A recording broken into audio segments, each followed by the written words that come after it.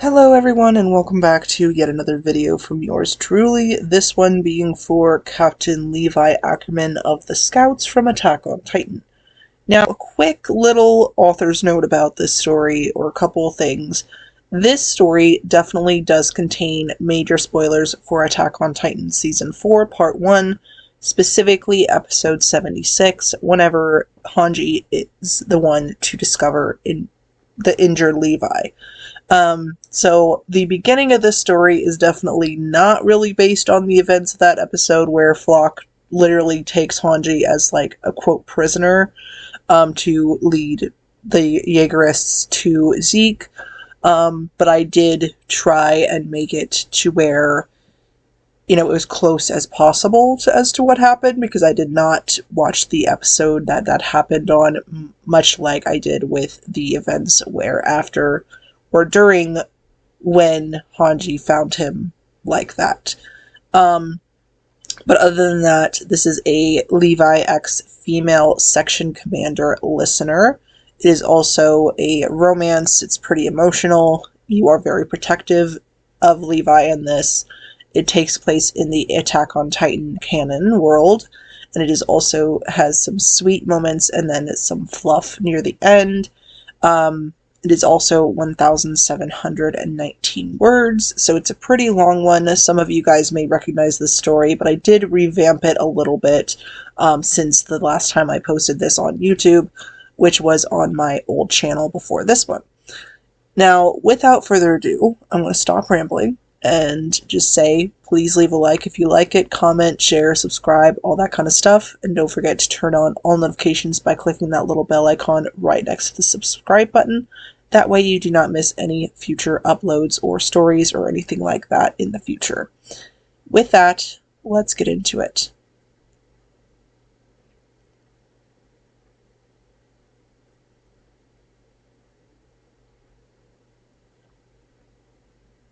It had happened so fast. Flock and the Jaegerists had taken over the Scouts' headquarters and took you as their prisoner, telling you to take them to where Zeke was being held, all the while threatening not only your life, but everyone else's as well. Knowing that if you don't lead them to Zeke, everyone you care about will be killed, you decide to take them to Zeke, even though you know it would lead to the rumbling starting. You, Flock, and a few other Jaegerists have been riding your horses through the rain towards the forest for a while now. It had started raining about 20 minutes ago, so it's kind of hard to see and hear anything. You're honestly hoping that a Titan attacks so that you can meet up with Levi and warn him about Flock. But with how your luck has been lately, you really don't see that happening. That's when you hear what sounds like an explosion in the distance, causing you to gasp as you realize that it came from the direction of the forest where Zeke is being held. Levi, you can't help but think, worried that something had happened with Zeke. Why did you stop? You hear Flock ask from behind you. You glance over your shoulder at him. It's nothing. I just wonder what that explosion was. Flock scoffs, rolling his eyes at you as he nudges his horse to move forward. It wasn't an explosion. It was just thunder in the distance. We don't have any time for this. Let's just keep moving. Maybe he's right. Maybe it was thunder in the distance. But maybe it wasn't. As you continue to lead Flock and the others further towards the forest, you can't help but shake the feeling that it wasn't thunder like Flock thinks it was.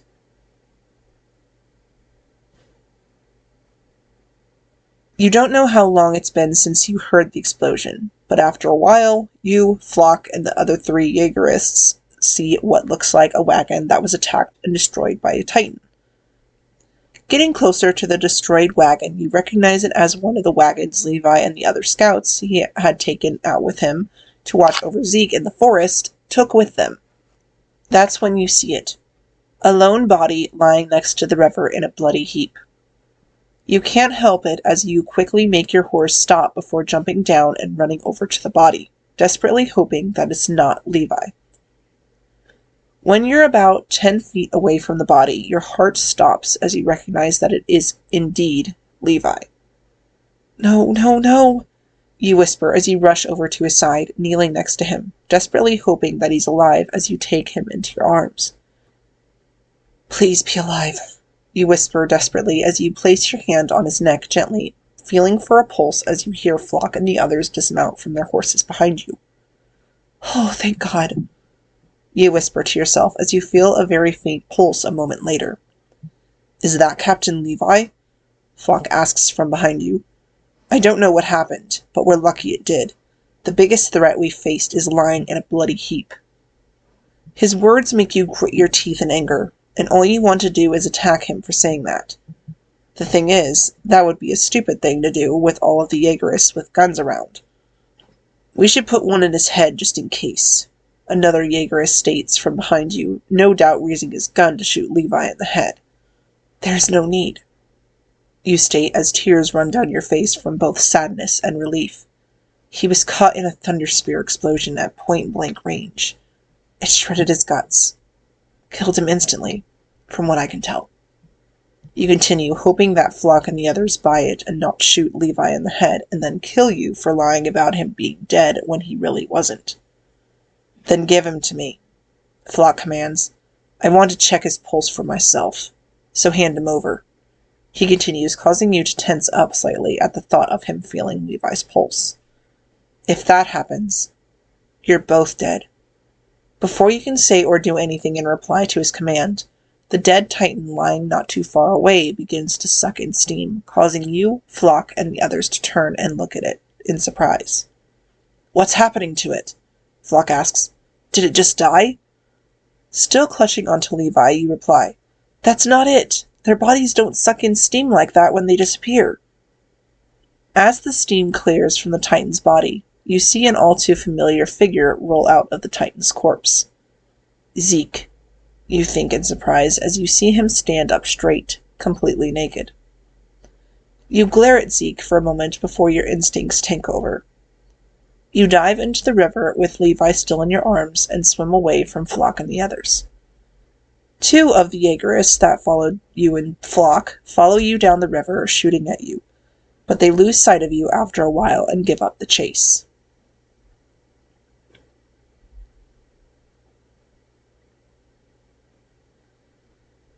You sigh gently as you finish up wrapping Levi's face in bandages after having cleaned and stitched up his wounds.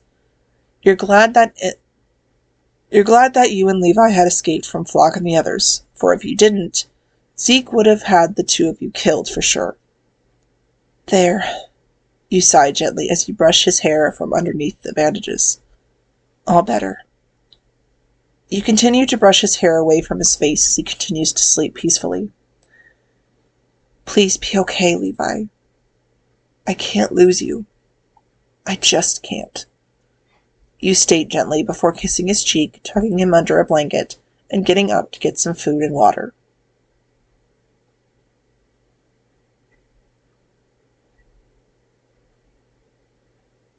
After getting water from the river and catching some fish for dinner, you sit next to Levi as night comes. You sit there in silence, trying to think of some way for the two of you to get out of here alive. You had shot and killed the two Jaegerists that were following you a few hours ago, so no one knows where the two of you are right now. Just as you think that, you hear a horse whinny in the distance. Shit! You think as you get up and grab your rifle before running towards the road that's not too far away. Climbing up a tree to see whose horse you had heard whinny in the distance a moment ago, your eyes widened at the sight of Hanji on her horse galloping towards you. Hanji? You can't help but question as you watch her continue to gallop down the road. Slinging your rifle over your shoulder, you climb down the tree, making your way on the road to wave Hanji down. Hanji! You shout out, waving your arm to catch her attention. YN? She questions as she pulls back on her reins, causing her horse to skid to a stop. I'm really glad to see that you're okay. You smile. Same here. She smiles back. Is Levi with you? At the mention of Levi, you tense up as flash images of him laying on the ground come to your mind. YN? Hanji asks you, causing you to look up at her. What's the matter? Did something happen?